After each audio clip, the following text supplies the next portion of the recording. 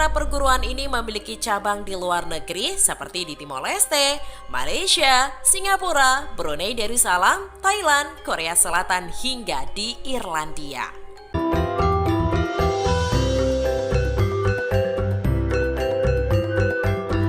Ojo lali disubrek ya.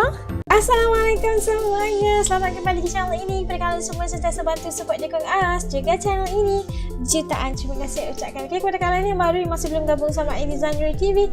Ayolah bantu dengan tekan butang subscribe, karena subscribe itu gratis aja geng.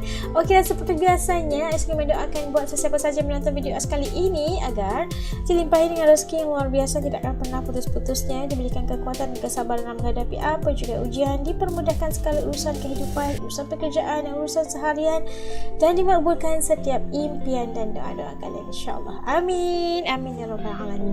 Oke, hari ini saya react satu lagi video daripada channel Pojok Terang. Jangan lupa untuk bantu subscribe dan dukungan kita buat channel ini.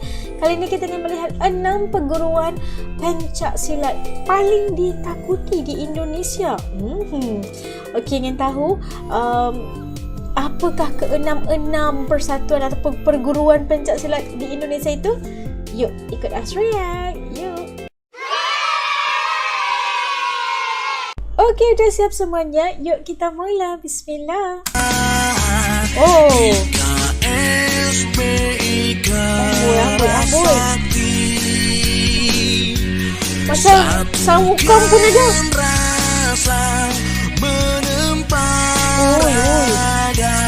Tangguh di setiap juru aja. Ayo kita maju, ayo terus. Hai, selamat datang di channel Pojok Terang. Sahabat, pencak silat merupakan olahraga bela diri yang memiliki nilai-nilai tradisional khas masyarakat Indonesia. Pencak silat tak hanya dikenal dengan keindahan gerakannya, tetapi juga filosofi yang ada dalam setiap gerakannya. Hampir setiap daerah memiliki seni pencak silat dengan perguruan silat yang bermacam-macam. Selain itu, beberapa di antaranya ada yang mempunyai cabang atau peserta dari luar negeri. Dan berikut perguruan silat di Indonesia yang sudah berkembang hingga ke luar negeri. Tapi sebelum kita lanjut, silakan sahabat Pojok Terang klik tombol subscribe dan nyalakan loncengnya agar kamu tidak ketinggalan video menarik lainnya. Yang pertama, XP Kerasakti. XP Kerasakti. Salah satu perguruan silat terbesar yang ada di Indonesia adalah XP Kerasakti. Perguruan ini berpusat di Desa Buduran, Kabupaten Madiun. Gerakan-gerakan yang ada di perguruan ini cukup mirip dengan gerakan kungfu yang ada di Tiongkok. Perguruan ini biasanya mengesahkan ribuan orang setiap 4 bulan sekali. Pengesahan tak hanya dilakukan oleh Pusat Padepokan XP Kerasakti di Madiun, tetapi juga menerapkan pengesahan jarak jauh. Hal ini juga dilakukan karena perguruan ini memiliki cabang di luar negeri seperti di Timor Leste, Malaysia, Singapura, Brunei Darussalam, Thailand, Korea Selatan hingga di Irlandia. Ui. Ke luar negeri pun ada Kerasakti. Setia Hati Terate. Setia Hati Terate. Perguruan silat terbesar lainnya adalah Persaudaraan Setia Hati Terate. Padepokannya berada di kota Madiun. Perguruan ini mempunyai cabang di 236 kabupaten atau kota di seluruh Indonesia. Bahkan PSHT juga membuka cabang di beberapa negara di luar Indonesia. Perguruan ini juga mempunyai cabang di Belanda, Rusia, Malaysia, Timor Leste, Hong Kong, Korea Selatan, Jepang, Belgia, hingga di Prancis. Hal ini juga menjadikan PSHT sebagai salah satu perguruan silat terbesar di Indonesia. Di nomor 3 ada Setia Hati Winongo. Setia Hati Madiun tampaknya menjadi salah satu daerah yang mempunyai keragaman silat yang tinggi. Pasalnya, terdapat 3 perguruan silat besar yang ada di Madiun, yaitu XP Kerasakti, SH Terate, dan juga SH Winongo. Meskipun begitu, sejarah menyatakan bahwa pernah terjadi konflik yang cukup panjang di antara ketiga perguruan silat ini. Terlepas dari hal tersebut, ketiganya sama-sama mempunyai cabang di luar negeri. Untuk SH Winongo, perguruan ini memiliki cabang di beberapa negara Eropa seperti Prancis dan juga di Belanda. Kenapa bunyi itu ujung-ujung dia? Di nomor Macam 4, Encik Pagar Ponti. Nusa. Pagar Nusa. Perguruan silat yang mempunyai nama resmi Ikatan Pencak Silat Nahdlatul Ulama atau IPSNU Pagar Nusa ini dibentuk pada 3 Januari 1986 di Kediri, Jawa Timur. Lahirnya Pagar Nusa sendiri dilatar belakangi surutnya ilmu bela diri pencak silat yang ada di pesantren. Perguruan ini juga memadukan seni bela diri dengan akidah Islam. Pagar Nusa juga memiliki cabang khusus yang ada di Malaysia. Bahkan, Pagar Nusa juga telah melebarkan sayapnya di beberapa negara lainnya seperti Azerbaijan, Austria, Tunisia, Maroko, Mesir, Swiss, dan beberapa negara lainnya.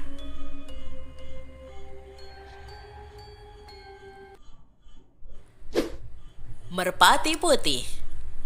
Merpati Putih. Merpati Putih merupakan seni bela diri tangan kosong yang alirannya mulai dikenal oleh masyarakat sejak tahun 1550-an. Perguruan ini juga didirikan pada 2 April 1963 di Yogyakarta. Seiring berjalannya waktu, perguruan silat ini juga berkembang pesat hingga sekarang dan mempunyai cabang di luar negeri. Beberapa negara yang mempunyai cabang Merpati Putih adalah Belanda, Amerika Serikat, Filipina, dan juga Jepang. Perguruan ini juga berkembang pesat di daerah Papua, khususnya di Mimika. Itu bongkar ais tu. Terakhir, ada Perisai Diri. Perguruan silat lainnya yang mempunyai cabang di luar negeri adalah Perisai Diri. Perguruan silat ini didirikan oleh RM Subadiman Dirjoatmojo pada tanggal 2 Juli 1955 di Surabaya.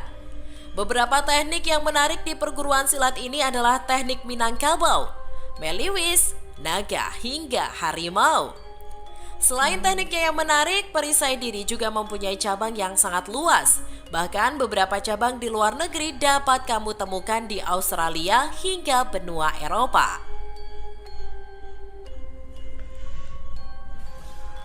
Oke, itu dia sahabat Pojok Terang 6 perguruan silat di Indonesia yang sudah melebar sayapnya di luar negeri.